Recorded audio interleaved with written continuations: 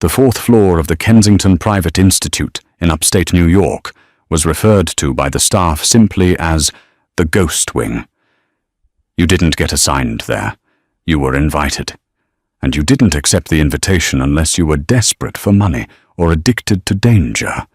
Kaylee Johnson was the former. At 26, Kaylee was a trauma nurse with steady hands and a mountain of medical school debt that was drowning her. When the agency called her regarding a high-priority private duty contract offering triple her current salary, she didn't ask about the patient's medical history.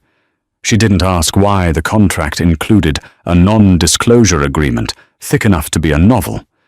She just signed. The facility was sterile, cold, and quiet. Too quiet. The air smelled of antiseptic and expensive lilies. Room 404, the head matron, Mrs. Gable, had said, her voice devoid of warmth. Mr. Romano is particular. He is recovering from thoracic surgery. Standard post-op care. But Kaylee, do not speak to the family. Do not make eye contact with the men in the hallway. You do your job, and you leave. The men in the hallway were impossible to miss, 2 of them. They wore suits that cost more than Kaylee's car, tailored to hide the bulge of holsters at their ribs. They didn't look at her as she swiped her keycard. They scanned her. It felt like being stripped naked by a pair of wolves. Inside. Room 404 looked less like a hospital room and more like a penthouse suite, albeit one filled with EKG monitors and IV stands. The patient, Alessandro Sandro Romano, was asleep, even pale and hooked up to a morphine drip. He was striking. Dark hair swept back from a sharp, aristocratic forehead, a jawline that looked carved from granite. But it was the bruising on his chest and the heavy bandaging around his ribs that told the real story. The chart said, hunting accident. Kaylee knew a close-range gunshot wound when she saw one. For 3 days, the routine was monotonous. Check vitals, adjust the drip, change the dressings. Sandro was mostly silent, lost in a drug-induced haze. Occasionally, his eyes would flutter open dark, intense eyes that seemed to track her movement with suspicion before sliding back into unconsciousness. The tension, however, came from the visitors. On the afternoon of the 3rd day, the air in the room grew heavy. The door opened, and a man walked in who sucked the oxygen right out of the space. He was older, perhaps in his 60s, with silver hair and a face that looked like it had been weathered by decades of brutal decisions. This was Stefano Romano, the Don. He didn't acknowledge Carly. He walked straight to the bedside, looking down at his son with a mixture of disgust and worry. "You were careless, Sandro," Stefano murmured, his voice a low gravel. "Careless men do not lead." Sandro stirred, grimacing as he tried to shift. "I was set up," he rasped, his voice dry. "By who?" Stefano snapped. "We have checked everyone, the lieutenants, the drivers, even the kitchen staff at the club. No one talks."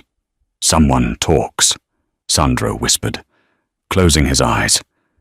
"Someone is always talking."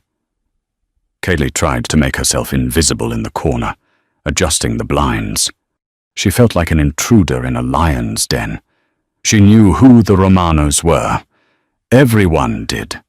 They ran the unions, the docks, and half the real estate in the city. To be in a room with them was to be standing on a landmine. "Fix this," Stefano said. Turning to leave, he paused at the door, finally looking at Kaylee. His eyes were cold, dead things. "Nurse, if he is in pain, you fix it. If he dies, well, let's ensure he doesn't." He left, leaving a lingering scent of cigar smoke and fear. Kaylee let out a breath she didn't know she was holding. She approached the bed to check Sandro's blood pressure. "Don't let him scare you," Sandro said. His eyes were open, clear for the first time. "He's just an old dog barking at shadows." "He seems very concerned for you," Kaylee said professionally, wrapping the cuff around his arm. Sandro let out a dry, humorless laugh that turned into a cough. "He's concerned about his investment. There's a difference." He looked at her, really looked at her, and for a second, the mask of the Mafia prince slipped. He looked young, tired, and incredibly lonely. "What's your name, Kaylee?" "Kaylee," he repeated, testing the weight of it. "You have kind hands, Kaylee. Don't let this place ruin them." That night, the atmosphere in the ghost wing shifted. A storm was rolling in over the Hudson, battering the windows with rain. The guards outside seemed more agitated than usual, their radios crackling with low static. Kaylee was at the nurse's station, charting Sandro's intake, when the screaming started. It wasn't a cry of surprise. It was a guttural, raw shriek of pure agony. Kaylee dropped her tablet and sprinted. She swiped her card, the red light turning green, and burst into room 404. Sandro was thrashing on the bed, his hands clawing at his own head, his body arching off the mattress. The heart monitor was screaming a high-pitched alarm tachycardia, 160 beats per minute, and climbing. "Mr. Romano," Kaylee shouted, rushing to his side. "Sandro, what is it?" He couldn't speak. He was gasping, his face turning a terrifying shade of purple. He was grabbing the back of his neck, his fingers digging into the skin. "My head!"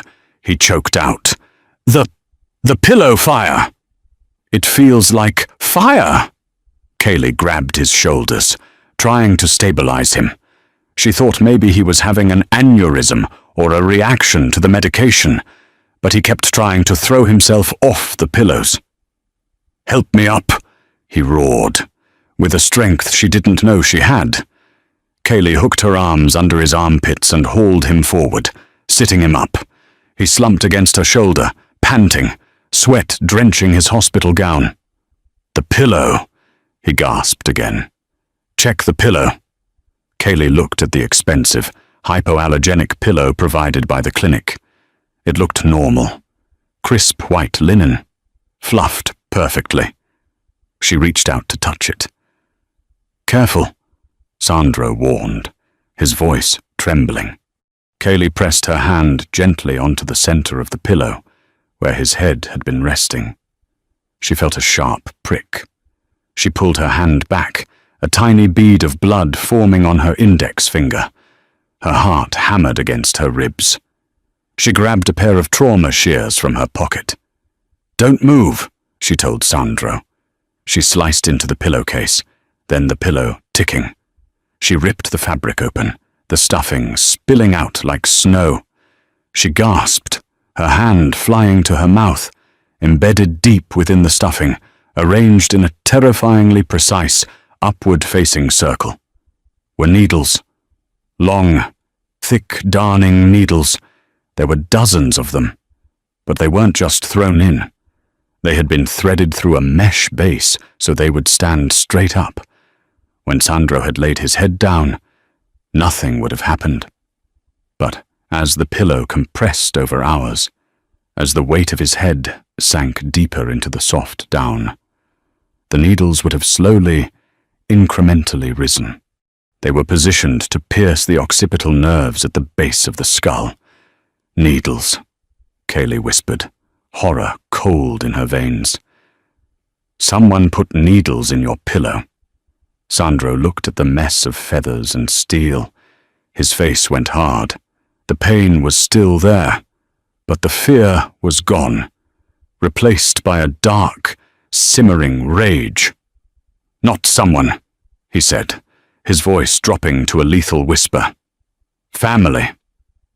The silence that followed the discovery was louder than the scream. Kaylee stood frozen, the shears still in her hand. The needles glinted under the fluorescent nightlight, tiny, silver soldiers of death. "Call the guards," Sandro ordered. He was sitting on the edge of the bed now, swaying slightly, blood matting the hair at the base of his neck where the points had broken the skin.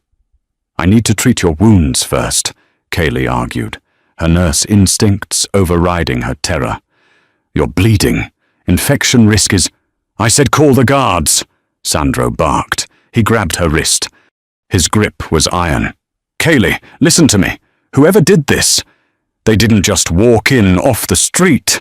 They had access. They had time.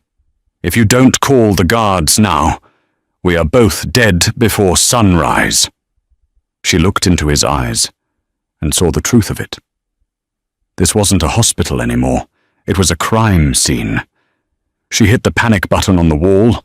Within 10 seconds, the door burst open.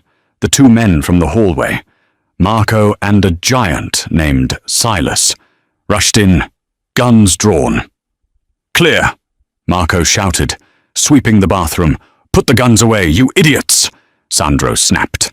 He pointed a shaking finger at the ruined pillow. "Look!" Silas, a man whose neck was wider than Kaylee's waist, leaned in when he saw the needles. His face drained of color. He looked at Sandro, then at Kaylee, and finally at Marco. "Boss isn't going to like this," Silas muttered. "Lock it down," Sandro commanded. "Nobody in, nobody out. Not the doctors, not the janitors, especially not the nurses." He looked at Kaylee then. There was an apology in his eyes, but it was buried under layers of survival instinct. "Her too," Sandro said. "Search her." "What?" Kaylee stepped back, clutching the shears. "I found them, I saved you. Or you put them there and got cold feet." Marco spat. He holstered his weapon and advanced on her. "Turn around, sweetheart. Hands on the wall." "Sandro," Kaylee pleaded, looking at the patient she had just comforted. Sandro didn't look away, but his jaw tightened. "Do it, Marco. But be gentle. If she's clean, I want her treating me. If she's not—" He didn't finish the sentence. The humiliation of the search was efficient and professional, which somehow made it worse. Marco patted her down, checked her pockets, even checked the soles of her shoes. "She's clean," Marco announced. "Just phone, keys, and medical supplies." "Check the room," Sandro said. "Sweep it for bugs. Cameras, anything."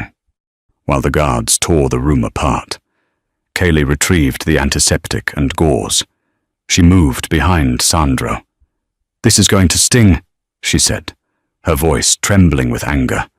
"I know," he said.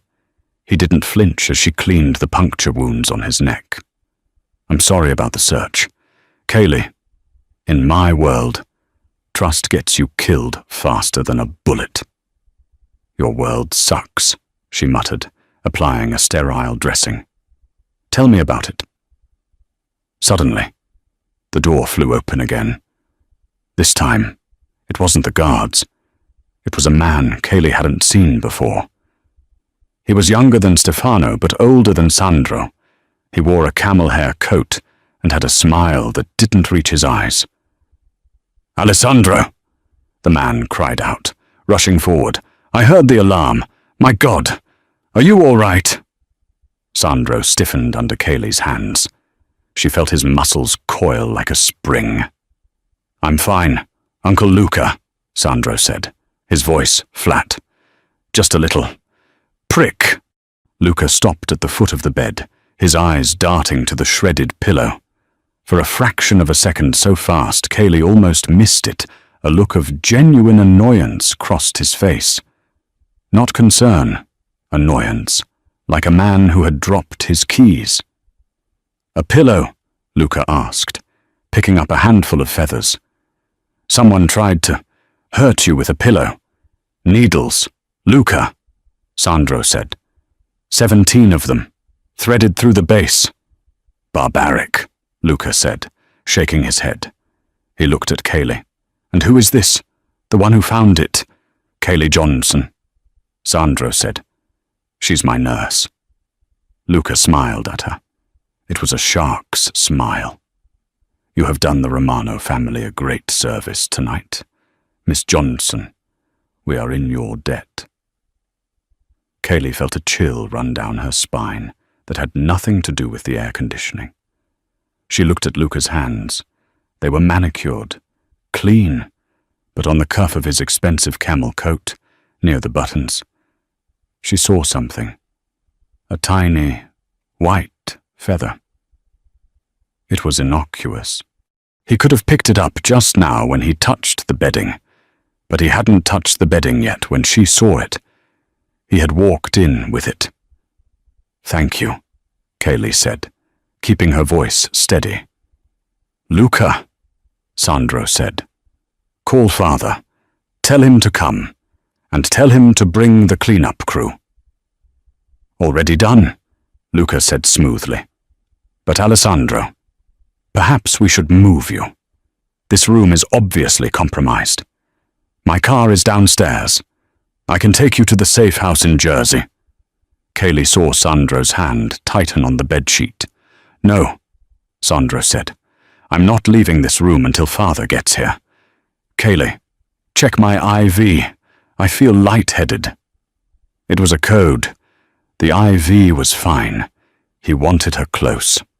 She stepped up to the bed, placing her body between Sandro and his uncle.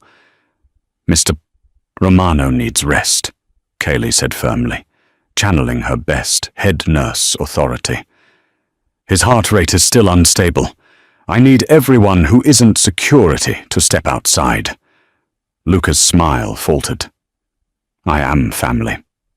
I don't care if you're the Pope, Kaylee said. Get out. Silas, the giant guard, stepped forward. He seemed to sense the shift in the air. You heard the nurse. Mr. Luca. Boss will be here in 20. Wait in the hall. Luca glared at Kaylee, a look of pure venom that promised retribution. Very well, he said, smoothing his coat. Take care of him. Nurse Johnson, he is very precious to us. He turned and left. As soon as the door clicked shut, Sandro grabbed Kaylee's hand. His skin was clammy. You have a death wish, he hissed, talking to Luca like that. He had a feather on his sleeve, Kaylee whispered, leaning down so only Sandro could hear. Before he touched the bed, Sandro's eyes went wide. The realization hit him like a physical blow. Luca, he breathed. My own uncle. He wanted to take you to a second location, Kaylee said. Sandro, if you get in that car, I disappear, he finished. The reality of the situation crashed down on Kaylee. She wasn't just a witness anymore. She had just made an enemy of the man who tried to kill the Mafia boss's son, and she was trapped in a locked wing with him pacing the hallway outside. What do we do? She asked. Sandro looked at the door, then at the window where the rain was lashing against the glass. We wait for my father, Sandro said, and we pray that Luca doesn't decide to finish the job before he gets here. He looked at her, his dark eyes intense. Kaylee, listen to me closely. From this moment on, you eat nothing they bring you. You drink nothing unless I drink it first. You are under my protection. Do you understand? I understand, she said. But as she looked at the needles scattered on the floor, she knew that protection in this world was a relative term. The pillow was just the beginning. The real needles were hidden in the smiles of the men outside. The arrival of Stefano Romano was not like the arrival of police or hospital administrators. It was like a shift in gravity. The elevator doors at the end of the hall dinged, and suddenly the air in the ghost wing became thin. Stefano walked with a cane, not out of necessity, but as a weapon. The handle was solid silver, shaped like a lion's head.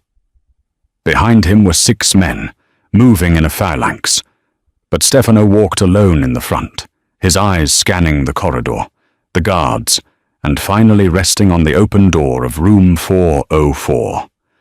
Inside, the atmosphere was suffocating. Luca was leaning against the window, feigning casual concern, but his eyes kept darting to the shredded pillow. Sandro sat on the edge of the bed, pale but upright, his hand hovering near Kaylee's arm as if to shield her. "Father," Sandro said. It wasn't a greeting. It was an acknowledgement of rank. Stefano didn't speak. He walked to the bed, picked up the pillow with a gloved hand, and examined the needles. He ran his thumb along the edge of the tear Kaylee had made. "Surgical precision," Stefano murmured. He looked at Kaylee. "You found this?" "Yes," Kaylee said, her voice shaking despite her best efforts. His heart rate spiked. "I thought it was a seizure. When I checked his head placement, I felt the point." Stefano turned the pillow over. 17 needles. A slow death. An agonizing death.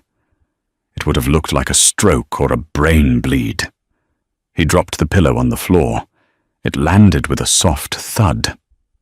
He turned to Luca, who had access to the room. Brother Luca pushed off the windowsill, his face a mask of righteous indignation. "The staff, obviously. We pay these doctors a fortune, and they hire incompetence. I told you, Stefano, this facility is compromised. We should have moved him to the Jersey safe house hours ago." "Jersey," Sandro said, his voice quiet. "Where there are no cameras, no records." "Where you are safe," Luca snapped. "Enough," Stefano said. The word was spoken softly, but it silenced the room instantly. He looked at his son. "You do not want to go to Jersey. I want to go home," Sandro said. "To the estate. And I want Silas driving. No one else." Stefano nodded slowly. And the girl, everyone looked at Kaylee. She felt like a specimen under a microscope. "She's a liability," Luca said quickly. "She's seen too much. Pay her off. Silence her. Get a verified doctor from the payroll." "She saved my life," Sandro cut in, his voice hard. "If she hadn't cut that pillow, I'd be dead or vegetable by morning. She's the only one in this room I know for a fact didn't put the needles there." The accusation hung in the air. Sandro hadn't named Luca, but the implication was a sledgehammer. Stefano looked at Kaylee, really studied her. He looked at her cheap nursing shoes, her messy bun, the ID badge clipped to her scrubs. "What is your price, Miss Johnson?" "I don't have a price," Kaylee said, surprised by her own boldness. "I have a patient. He's not stable enough for transport without medical supervision. His blood pressure is 150/90. He's at risk of a secondary hemorrhage." Stefano smiled. It was a terrifying expression. Loyalty to the Hippocratic Oath. Rare. He turned to his head of security. "Pack him up. We leave in 5 minutes. The nurse comes with us." "Wait," Kaylee protested. "I can't just leave. I have a contract with the agency. I have a cat. Your contract is bought," Stefano said, turning his back on her. "Your cat will be fed. Your life outside this room is paused. Miss Johnson, until I find out who put steel in my son's pillow, no one who was in this room leaves my sight." Kaylee looked at Sandro for help, but he was already moving, swinging his legs off the bed. He grimaced in pain, clutching his ribs. "Do as he says, Kaylee," Sandro whispered as she moved to support him. "Please, it's the only way I can keep you alive." The exit was a military operation. The hallways were cleared, The freight elevator was held. Kaylee found herself flanking Sandro, holding his IV bag like a lifeline, surrounded by a wall of men in dark suits. As they reached the loading dock, the rain was coming down in sheets. A line of black SUVs idled, engines purring. "Get in the second car," Luca ordered, pointing Kaylee toward a vehicle near the back. "Alessandro rides with his father." Sandro stopped. The rain soaked his hospital gown instantly. He looked at his uncle. "No," Sandro said. "Kaylee rides with me. Silas drives. Father in the lead car. You take the rear." "Uncle, this is ridiculous," Luca spat. "She is a nurse, not a bodyguard." "She stays with me," Sandro roared, the sound tearing at his injured throat. Stefano, already in the lead car, rolled down his window. "Give the boy what he wants. Luca, get in the back." Luca's jaw tightened, a vein pulsing in his temple. He glared at Kaylee, a look of pure, unadulterated hatred. He knew she had seen the feather. He knew she was the loose thread that could unravel his entire tapestry. "As you wish," Luca said. Kaylee scrambled into the back of the armored SUV with Sandro. Silas slammed the door, locking them in. The interior was dead silent, soundproofed against the storm. As the convoy pulled out, Sandro slumped against the leather seat, his energy spent.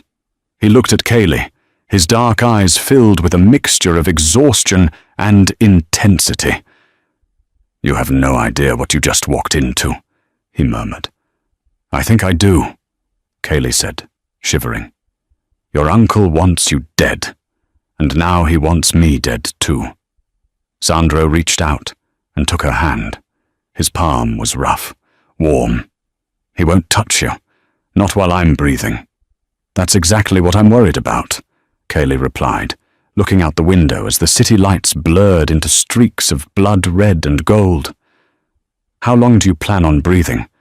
"Sandro." He squeezed her hand. "Long enough to bury him." The drive to the Romano estate took an hour, winding away from the city and into the deep, wooded hills of the countryside. The estate was a misnomer. It was a fortress disguised as a mansion.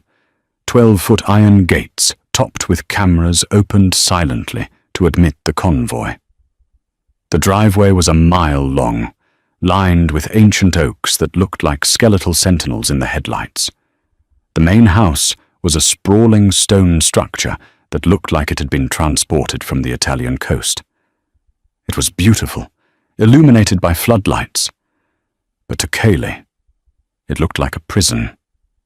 When the cars stopped, the routine began again.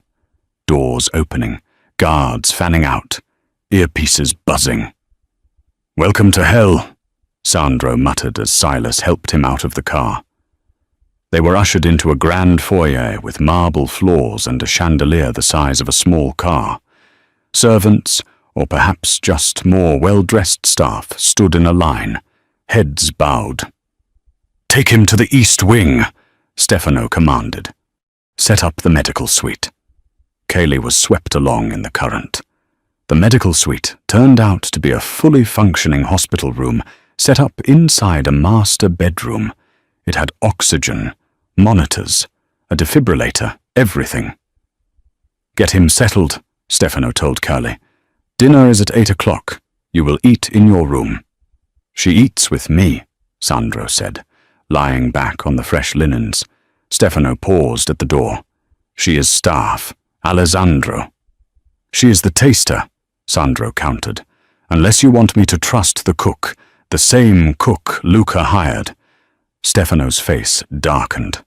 The reality of the betrayal was sinking in deeper. "Fine. Trays will be brought up. Silas stands guard outside the door. No one else enters." Once they were alone, the silence of the room was heavy.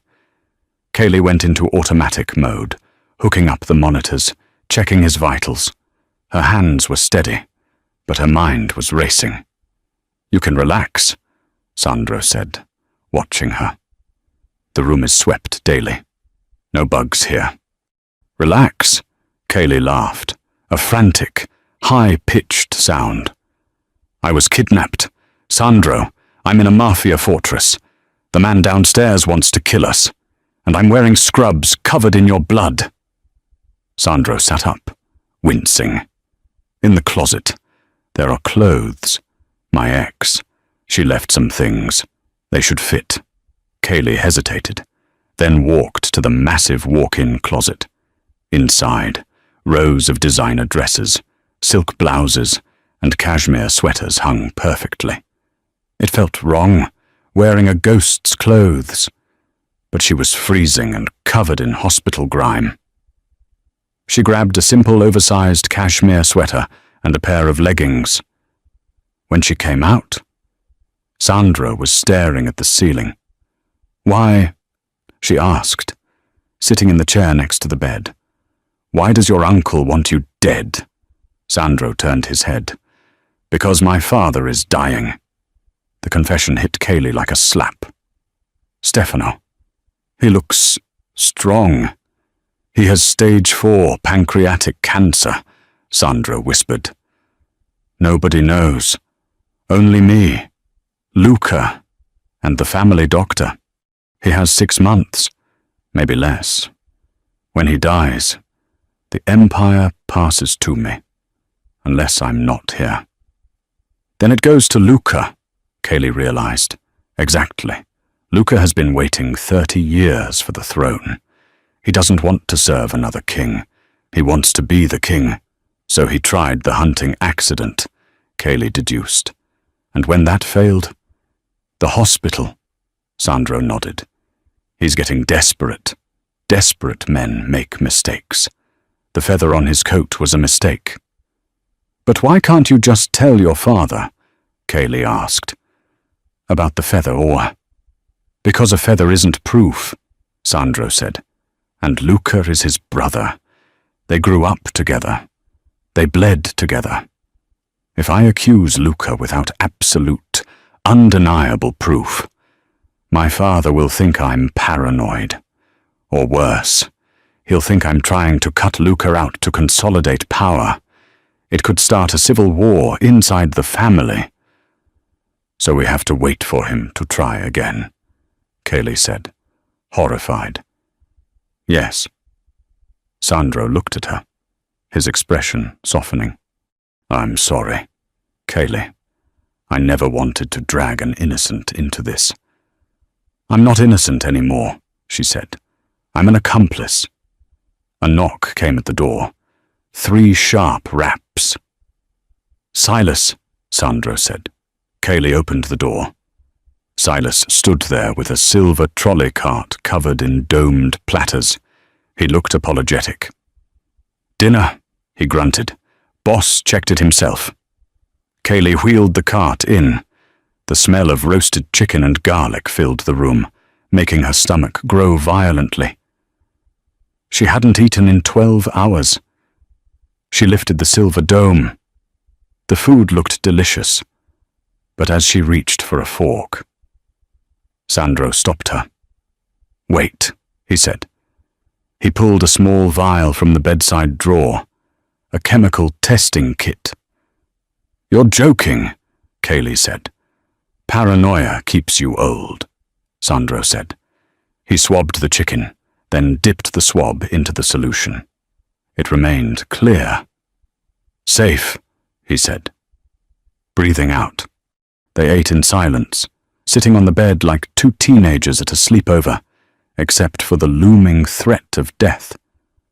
For a moment, it felt almost normal. Kaylee noticed how Sandro's eyelashes cast shadows on his cheekbones. She noticed the way his hands, dangerous hands, held the fork with elegance. "You have a family?" Sandro asked suddenly. "A mom in Florida," Kaylee said. "We don't talk much. And my cat, Barnaby." "Barnaby," Sandro smiled. It was the first genuine smile she had seen. It transformed his face. He looked devastatingly handsome. I'll buy Barnaby the biggest scratching post in the world when this is over." "If it's over," she corrected. "When?" he insisted. Suddenly, the lights in the room flickered. Sandro froze. He looked at the digital clock on the bedside table. It blinked off. The hum of the air conditioning died. Total silence. "Power cut," Kaylee whispered. "No," Sandro said, reaching under his pillow and pulling out a handgun she hadn't seen him hide. "The estate has backup generators. They kick in instantly. This isn't a power cut." He clicked the safety off. "Someone cut the line." He grabbed Kaylee and pulled her off the chair, shoving her into the narrow space between the bed and the wall. "Stay down," he hissed. From the hallway, there was a muffled thump, the sound of a heavy body hitting the floor. "Silas," Sandro whispered. The door handle to the bedroom slowly, agonizingly, began to turn. Kaylee pressed her hands over her mouth, tears springing to her eyes. They were in the dark, alone, and the monster was at the door. Sandro raised the gun, aiming it at the wood. His breath was steady. "Welcome to the family, Kaylee," he whispered. The door creaked open. The door to the bedroom didn't just open, it glided inward, pushed by a gloved hand. The hallway behind was pitch black, the emergency lights having failed to trigger another impossibility in a house designed to withstand a siege. Sandro didn't hesitate. He didn't ask, "Who's there?" or fire a warning shot. He squeezed the trigger. Pop, pop. The silencer on Sandro's weapon made the shots sound like polite coughs, but the impact was visceral. The silhouette in the doorway jerked violently, one shoulder spinning backward, and collapsed onto the Persian rug. "Don't move," Sandro hissed at Kaylee, pushing himself off the floor. He was white as a sheet, the exertion tearing at his abdominal stitches, but his hand was rock steady. He advanced on the fallen figure, gun trained on the head. Kaylee scrambled to her feet, grabbing a heavy brass lamp from the bedside table, her heart hammering a frantic rhythm against her ribs. Sandro kicked the gun away from the intruder's hand. It skittered across the floorboards. "Clear," Sandro said, his voice tight. Kaylee rushed to the door, peering into the gloom of the hallway. "Silas," she whispered. A low groan answered her.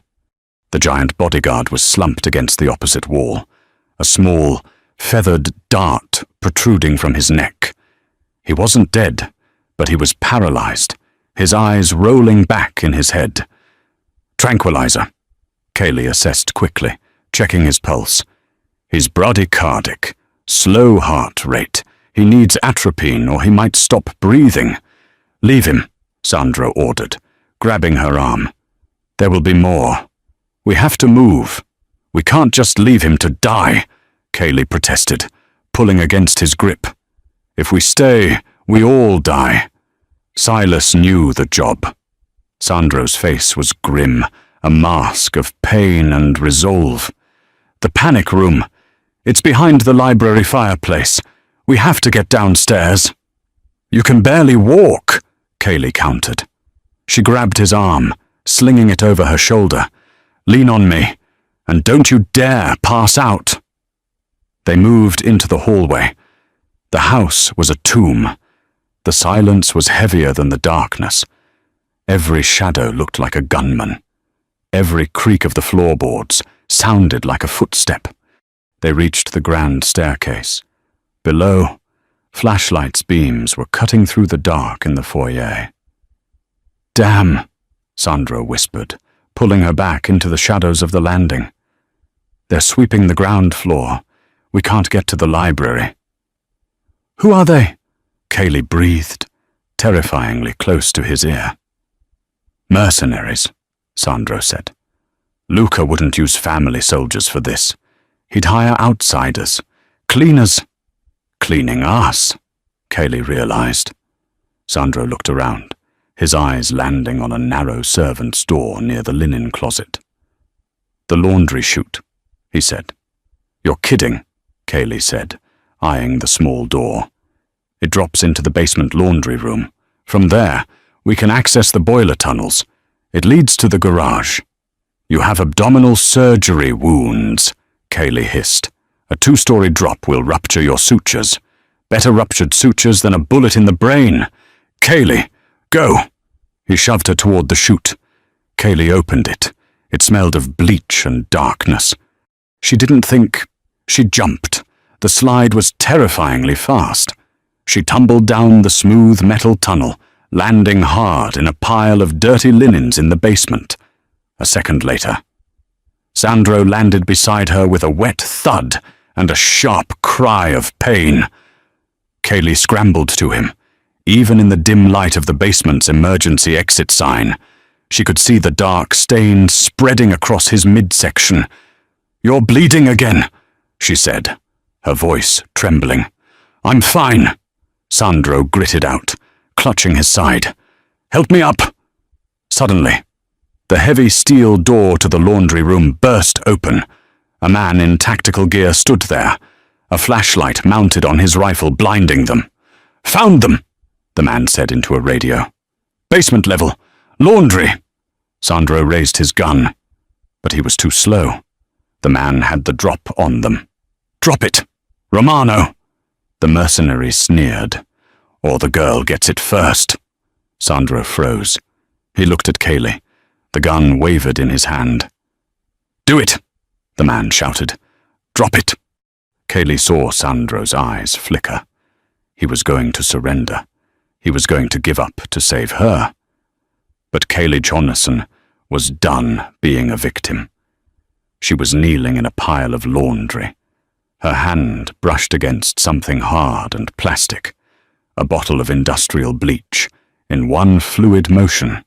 While the mercenary was focused on Sandro's gun, Kaylee grabbed the gallon jug, unscrewed the cap, and hurled the liquid contents into the blinding light. "My eyes!" the mercenary screamed, firing blindly into the ceiling as the caustic liquid splashed his face. Pop! Sandro fired once. The mercenary dropped. "Nice aim," Sandro wheezed, looking at Kaylee with a mixture of shock and admiration. "I aim for the eyes," Kaylee said, shaking. "Nurses know where the weak points are." "Remind me never to piss you off," Sandro muttered. He holstered his gun and grabbed her hand. "Come on. The garage." They stumbled through the boiler tunnels, steam hissing from the pipes like angry snakes. When they burst into the garage, the scene was chaotic. The backup generators finally kicked in, flooding the space with harsh fluorescent light. Stefano Romano was standing by the limousines, surrounded by a dozen loyal guards. He was screaming orders into a phone. When he saw Sandro and Kaylee emerge from the service tunnel, covered in blood and bleach, he dropped the phone. "Alessandro!" Stefano roared, actually running toward his son. Sandro took 2 steps toward his father and collapsed. Kaylee caught him, sliding down to the concrete floor with his weight. "Medic!" she screamed, her voice echoing off the concrete walls. "Get me a trauma kit." Now, Stefano fell to his knees beside them. For the first time, the Don looked terrified. "Who did this?" Stefano demanded, his hands hovering over his son's bleeding body. Sandro looked up, his eyes finding Kaylee's. He grabbed her scrub top, pulling her down. "Don't," he whispered weakly. "Don't tell him about Luca. Not yet." "Why?" Kaylee cried. "He almost killed us." "Because—" Sandro gasped, his eyes rolling back. "We need the trap." And then the Prince of Chicago went limp in her arms. The medical bay in the Romano estate was better equipped than most rural hospitals. Kaylee had been working on Sandro for 2 hours. He was stable, stitched back up, and pumped full of antibiotics and blood replacements. He was unconscious, but the rhythm on the monitor was steady. Kaylee stripped off her bloody gloves and washed her hands in the sink. The water ran pink. She stared at herself in the mirror. Her hair was a rat's nest, her face smeared with soot and blood that wasn't hers. She didn't recognize the woman staring back. The old Kaylee worried about student loans and shift schedules. This Kaylee had blinded a mercenary with bleach. The door opened. Stefano walked in. He looked 10 years older than he had that morning. "He will live?" Stefano asked.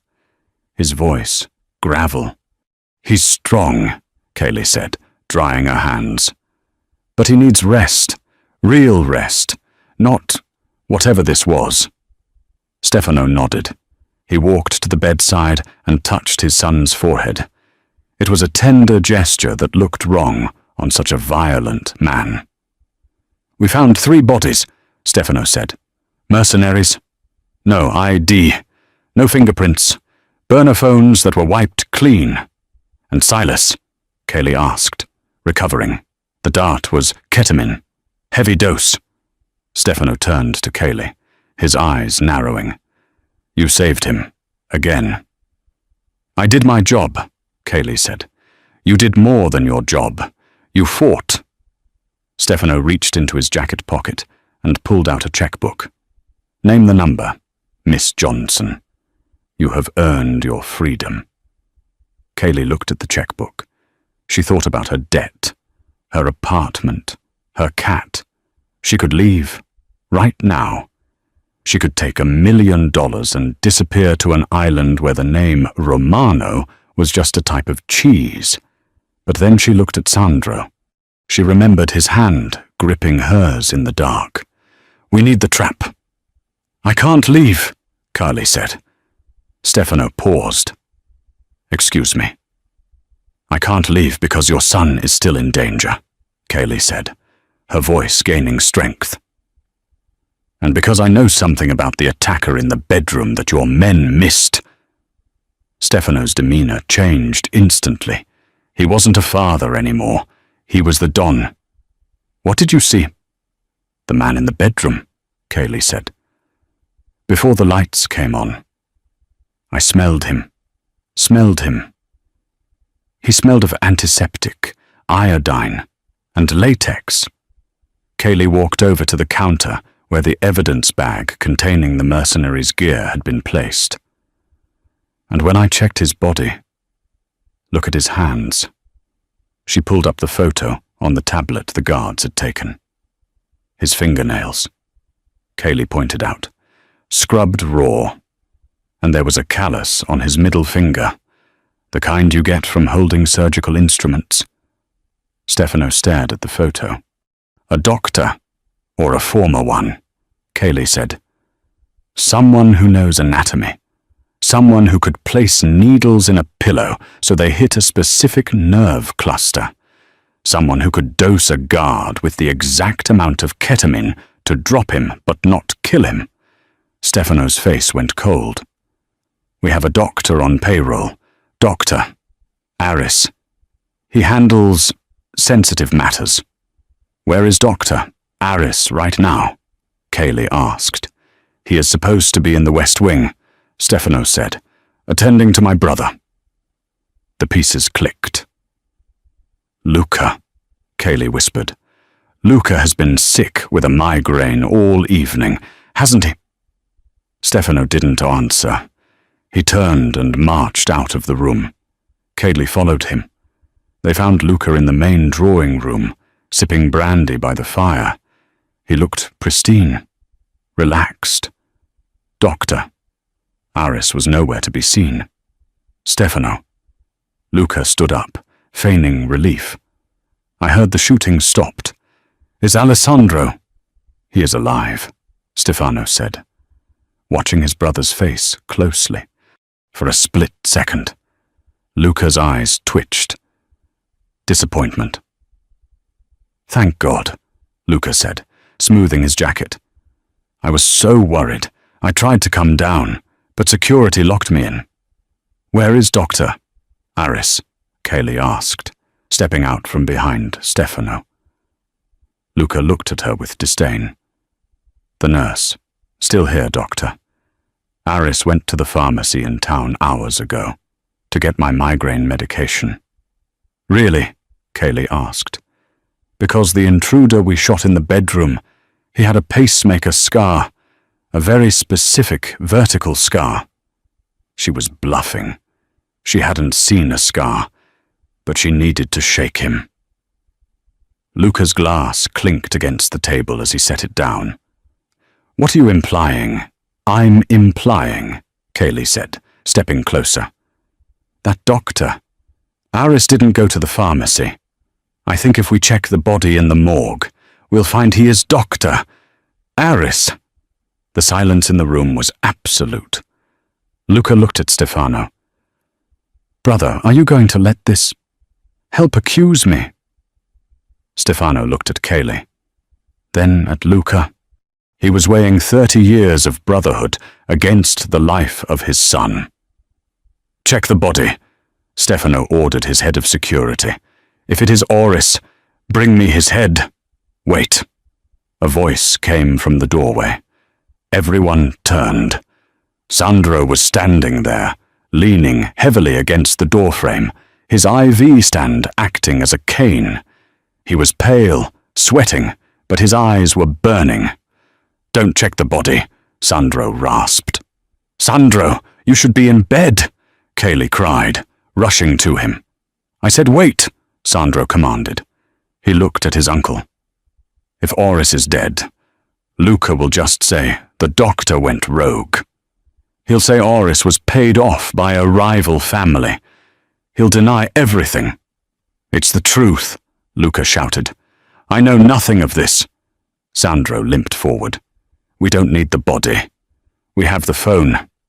He held up a shattered, bloody smartphone. It was the one from the mercenary. Technicians cracked it, Sandro lied. He held the black screen up. One outgoing text message sent 3 minutes before the attack started. It says, subject is in the bedroom. Green light.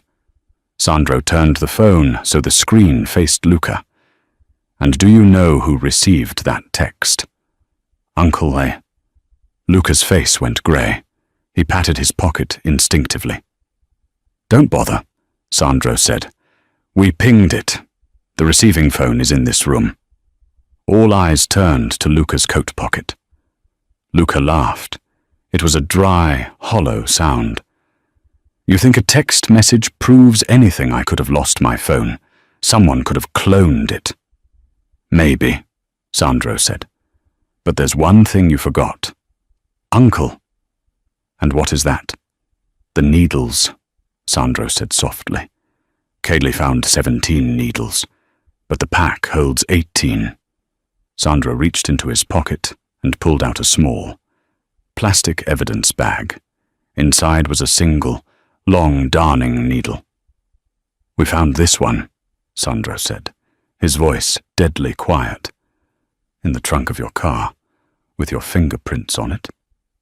It was another lie, a magnificent, dangerous lie. But Sandro sold it with the conviction of a man who had already died once that night. Luca broke. He didn't confess. He didn't cry. He moved, with the speed of a desperate animal. Luca drew a small pistol from his ankle holster and grabbed Kaylee, hauling her in front of him as a shield. Back off, Luca screamed, pressing the gun to Kaylee's temple. Back off, or she dies. Stefano raised his cane, his face a mask of pure betrayal. Luca, put it down. You were supposed to die, Luca yelled at his brother. You and your cancer. You were supposed to rot, and I was supposed to take the chair, but you lingered. And this boy, this arrogant boy, he is not ready. Let her go, Sandro said. He dropped his gun. He held his hands out. This is between us, uncle, family. Let the girl go. No, Luca sneered, tightening his grip on Kaylee's throat. She's my ticket out of here. I want a car. I want the jet prepped. or the nurse gets a needle in the brain. Kaylee felt the cold steel of the gun barrel. She smelled Luca's expensive cologne, mixed with the sour sweat of fear. She saw Sandro standing there, wounded, bleeding, helpless. She remembered the anatomy chart in nursing school, the brachial plexus, the nerve cluster in the armpit that controls the hand. Luca's arm was wrapped around her chest. His armpit was exposed. Kaylee didn't scream. She didn't struggle. She made a fist, protruding the knuckle of her middle finger, and drove it hard and fast into Luca's axillary nerve. Luca's arm went into a spasm. His hand flew open involuntarily. The gun dropped before it hit the floor. Kaylee stomped on Luca's instep and threw her head back, smashing into his nose. Luca stumbled back, blinded by pain. Bang! Stefano didn't hesitate this time. He fired a single shot from the revolver he kept in his waistband. Luca fell. It was over.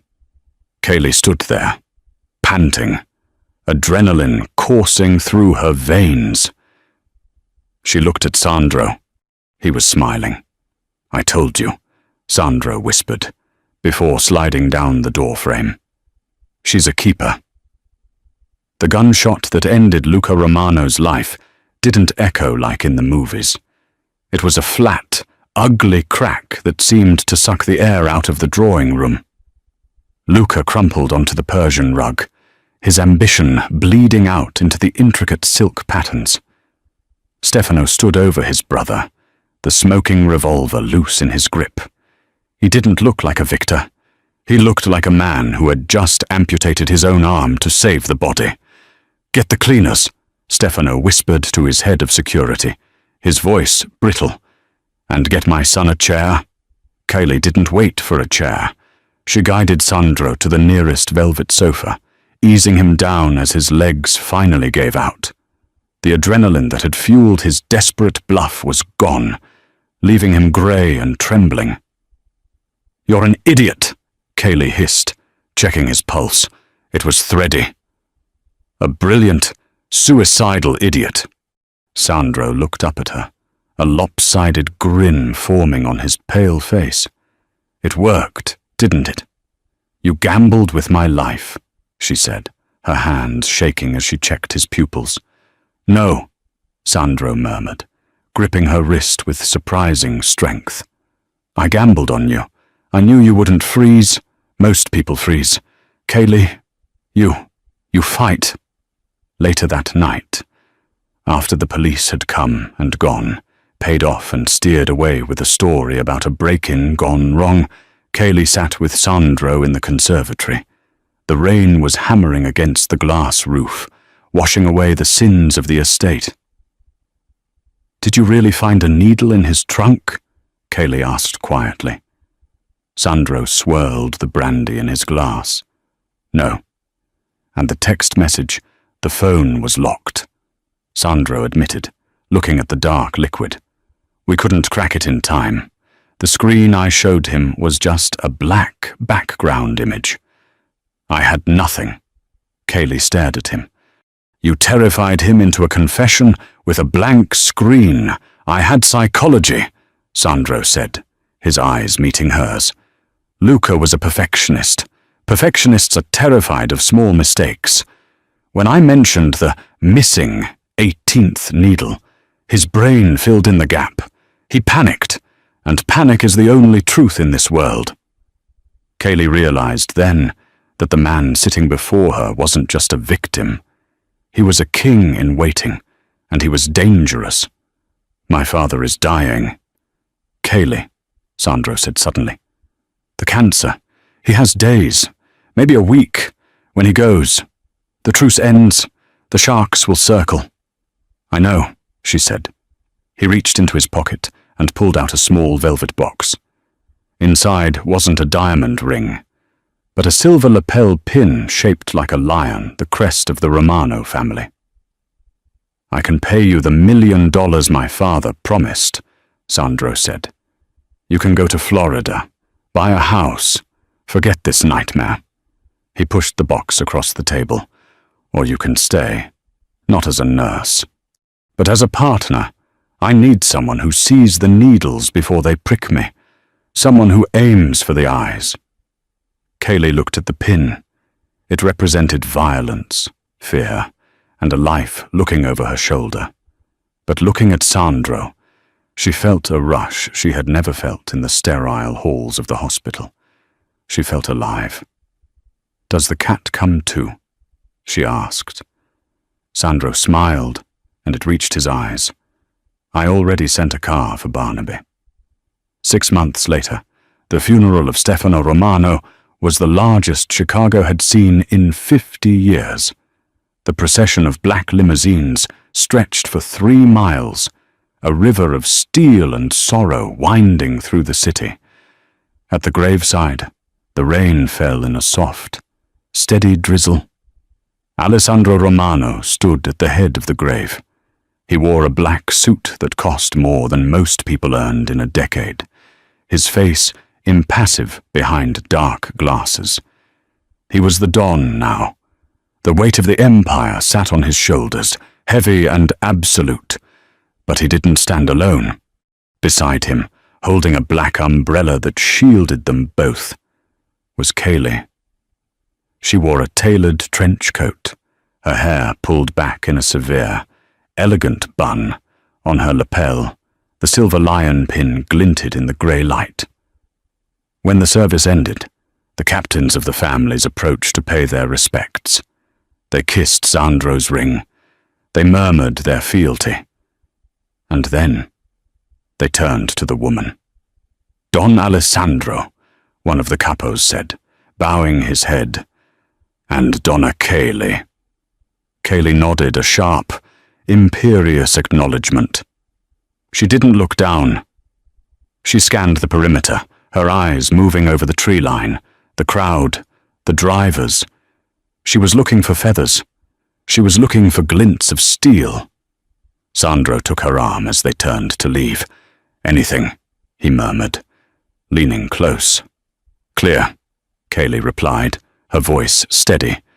"But the driver in the third car is new. His hands are shaking. I'll have Silas switch him out," Sandro said. They walked toward the lead car, their steps perfectly in sync. As Silas opened the door, Sandro paused. He looked back at the grave, then at Kaylee. "Are you happy?" he asked. It was a rare moment of vulnerability. Kaylee looked at the empire that surrounded them, the danger, the power, the man who loved her with a ferocity that burned. "I'm awake," she said, "for the first time in my life. I'm finally awake." The heavy door slammed shut, sealing them in the quiet, bulletproof warmth of their shared kingdom. The engine purred, and the convoy moved out. There would be other needles. There would be other wars. But as Kaylee rested her head on Sandro's shoulder, she knew one thing for certain. They would never catch them sleeping again. And that is the story of how a simple pillow almost brought down an empire, and how a nurse found love in the barrel of a gun,